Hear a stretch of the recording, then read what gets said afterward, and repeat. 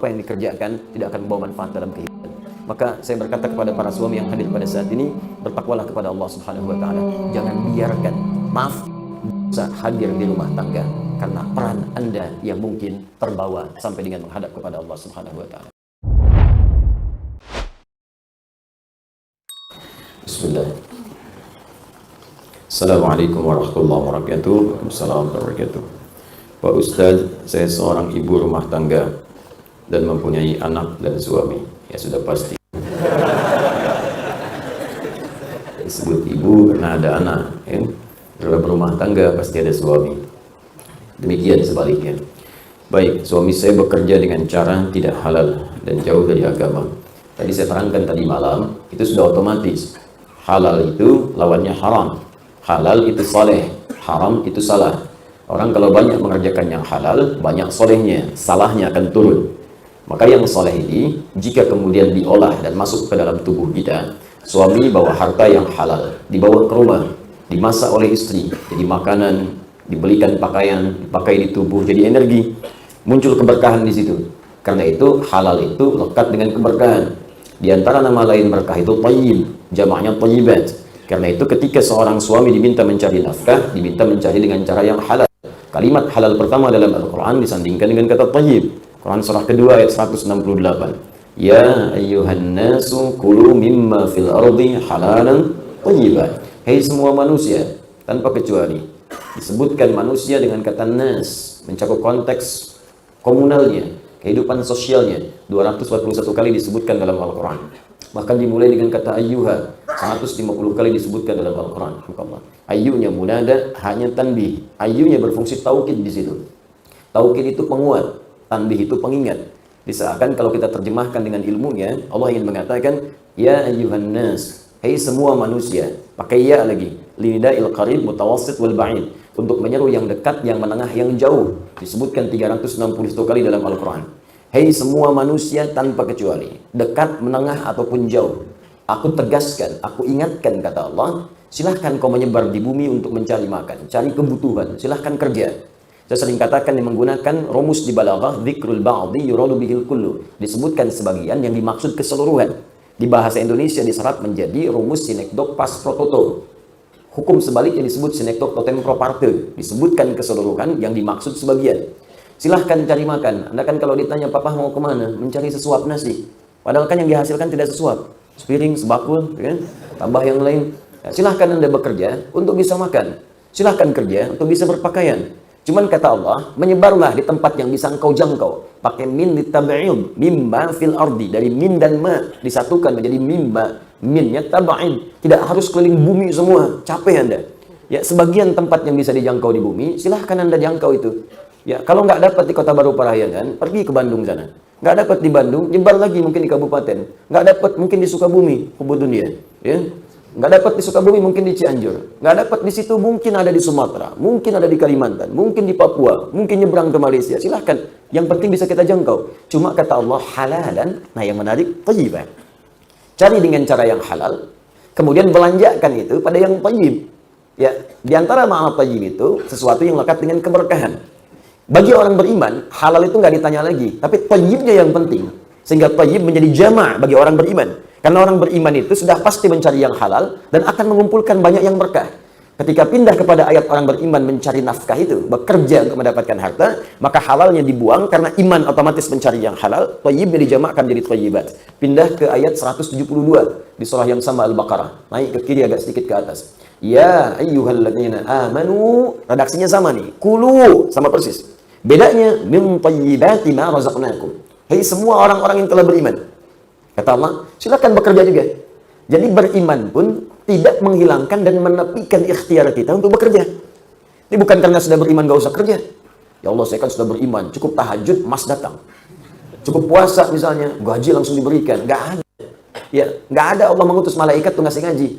Tiba-tiba Allahu Akbar, selesai tahajud, dikirim malaikat maut. Buat apa ngasih gaji? Gak ada. Tugas cuma nyambut nyawa, kan?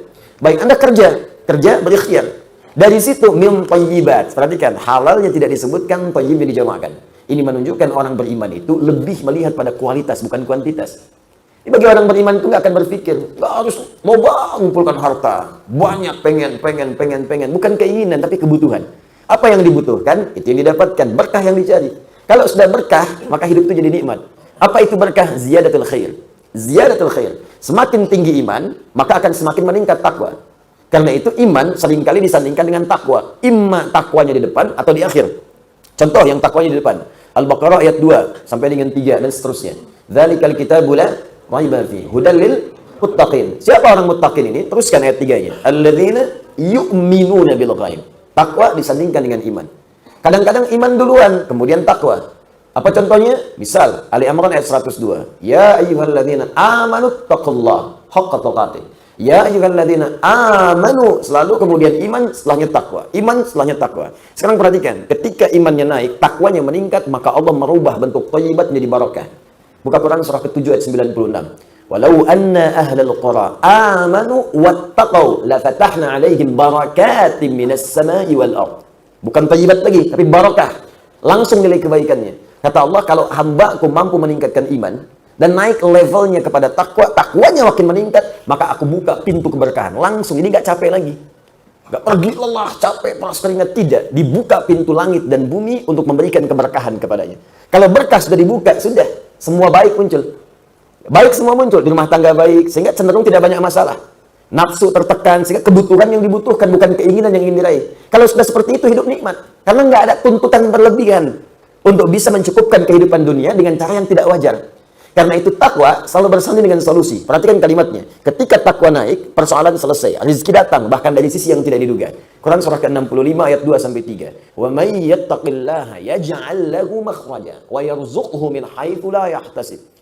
Ya, siapa yang mampu meningkatkan takwa kepada Allah, maka Allah akan mudahkan setiap persoalan yang ia alami, diberikan jalan keluar, solusi. Bukan nggak punya masalah, tapi masalah itu saat akan dihadapi diringankan oleh Allah. Rumah tangga itu persoalan ada. Tapi bagi orang-orang yang takwanya tinggi, kadang-kadang masalah berat pun selesai dengan senyuman. Karena sebelum dialami, Allah ringankan itu. Ya, ada orang sudah gelarnya tinggi, harta banyak, kedudukan juga luar biasa, tapi nggak pernah tuntas persoalannya. Itu poinnya. Rizki nggak susah, karena wa yarzuqhu min haitsu la yahtasib. Allah datangkan bahkan dari sisi yang tidak dia duga. Dan karena tuntutannya tidak banyak, karena kebutuhan, bukan keinginan, akhirnya apa yang dibutuhkan itu yang dikonsumsi. Haus itu butuh minum. Minum itu yang penting halal dan berkah. Jadi nggak banyak keinginan. Ada air bening, alhamdulillah. Ada teh manis, alhamdulillah. Teh pahit, tidak masalah.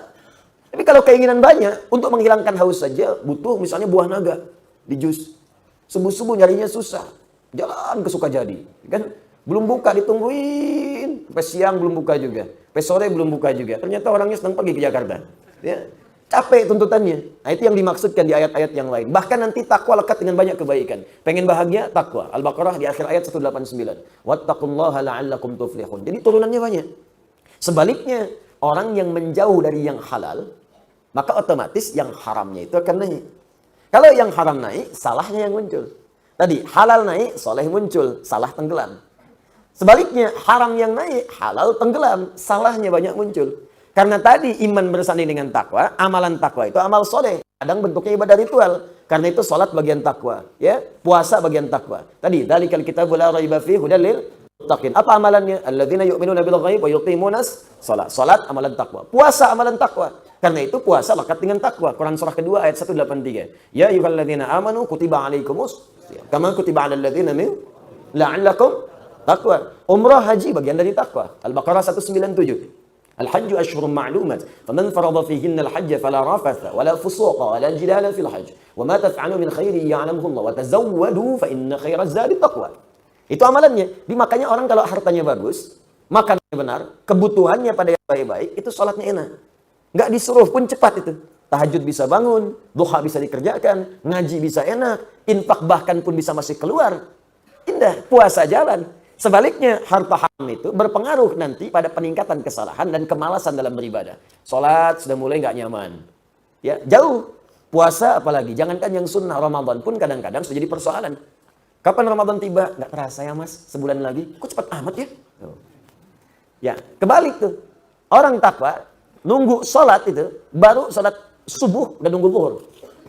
Kapan kita mah? Zuhurnya jam berapa itu? Takwa. Tapi kalau takwanya meredup, salahnya muncul, keberatan yang ada. Ya, ini baru maghrib, udah isya lagi. baru sahur hanya buka.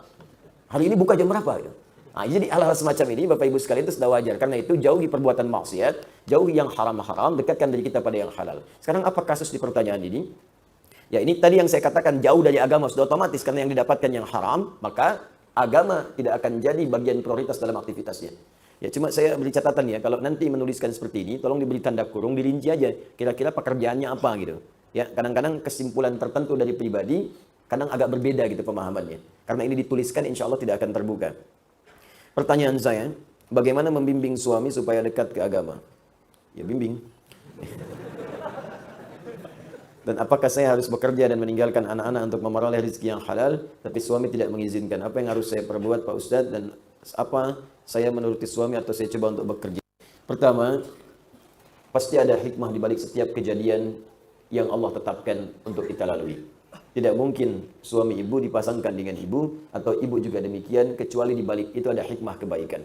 Mungkin kekurangan di suami ditutupi oleh ibu, begitu sebaliknya supaya di situ mengumpulkan amal soleh. Orang cari amal soleh keluar, ibu diberikan di dalam. Ya, maka dengan itu jangan putus asa karena Asia pun sampai akhir hidupnya tidak pernah putus asa untuk mendakwahi Firaun. Firaun itu sekejam apa? Kejamnya luar biasa, hobi bunuh orang, ngancam orang, nyiksa orang. Bahkan Nabi Musa pun ketika akan berdakwah kepada Firaun harus berdoa dulu kepada Allah untuk minta dilembutkan hatinya supaya tidak kalah dengan ancaman-ancaman. Karena Nabi dan Rasul itu doanya itu kan mustajab seketika. Kalau sedikit tersinggung aja, ya Allah ini Firaun bosan sekali saya wafatkan sekarang, wafat. Ya. Cuman nggak ada hikmah buat kita untuk dipelajari.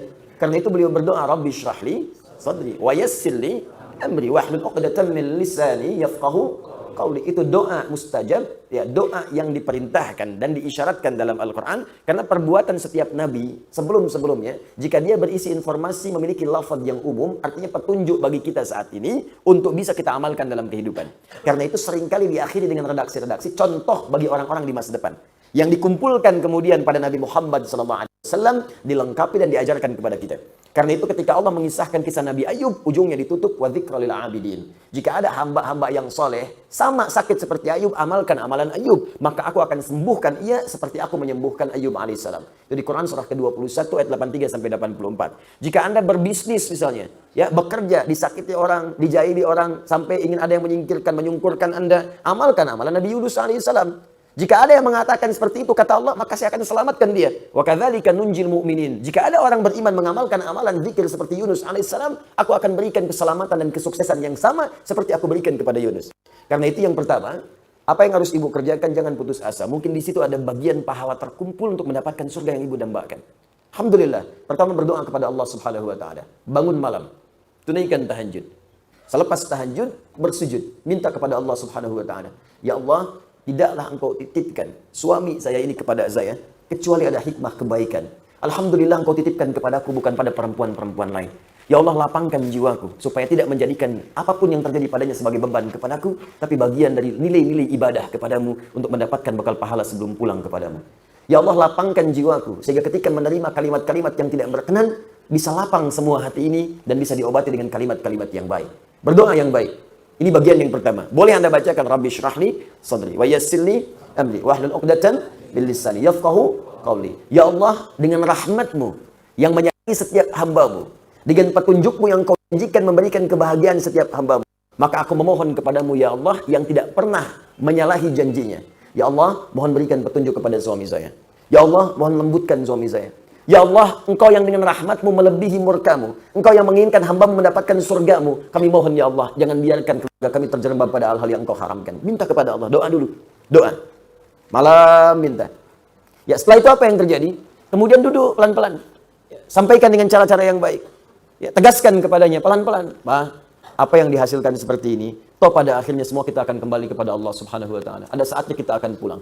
Apa bekal yang kira-kira kita akan bawa? Nah, biasanya kalau haramnya terlampau banyak, itu antipati pertama kali, awal-awal. Tapi nggak apa-apa. Udahlah, ya jangan jadi ustazah. Biasanya awal-awal demikian, tapi nggak apa-apa, pelan-pelan. Ya kan? Lalu pelan-pelan diproses. Kalau tetap yang dibawa itu haram, hal-hal yang tidak baik. Baik, sekarang timbang. Apakah saya harus bekerja, Ustaz? Hukum mencari nafkah, itu ada pada suami. Tapi kalau kemudian dibawa menjadi tidak baik dan berpotensi buruk dalam kehidupan, maka boleh si ibu itu, misal, ya, dia menyalurkan sesuatu yang tidak sekiranya mengganggu tugas dan kewajiban dia di rumah tangganya untuk anaknya. Misal, Anda bisa buat kue, Anda bisa bikin kue. Anda tidak meninggalkan anak Anda pada saat itu, kewajiban Anda ada. Anda bisa jualan online misalnya, atau bergabung dengan sesuatu, jadi agen yang sekiranya bisa menyalurkan, yang Anda tidak keluar banyak di situ untuk bisa menghilangkan tugas-tugas rumah tangga. Dari situ kumpulkan, nabung, ya simpan, berikan kepada anak Anda, berikan kepada Anda sendiri yang Anda makan dan sebagainya. Apa yang disimpan diberikan oleh suami, coba sisihkan simpan. Sampai terkumpul, lalu tunjukkan kepadanya. Ini yang papa kumpulkan. Boleh jadi kemudian tidak banyak membawa manfaat untuk kehidupan kita. Silahkan Pak, mau sebanyak apa lagi, Pak simpan saja. Untuk kebutuhan kita, untuk makan dan sebagainya, Alhamdulillah Allah kirimkan dari sisi-sisi yang lain. Cara seperti itu, boleh jadi akan membuat suami sadar, dan mungkin setidaknya bisa berpikir kemudian hari, bahwa apa yang dikerjakan tidak akan membawa manfaat dalam kehidupan. Maka saya berkata kepada para suami yang hadir pada saat ini, bertakwalah kepada Allah Subhanahu wa taala. Jangan biarkan dosa hadir di rumah tangga karena peran Anda yang mungkin terbawa sampai dengan menghadap kepada Allah Subhanahu wa taala. Allahu taala a'lam bissawab.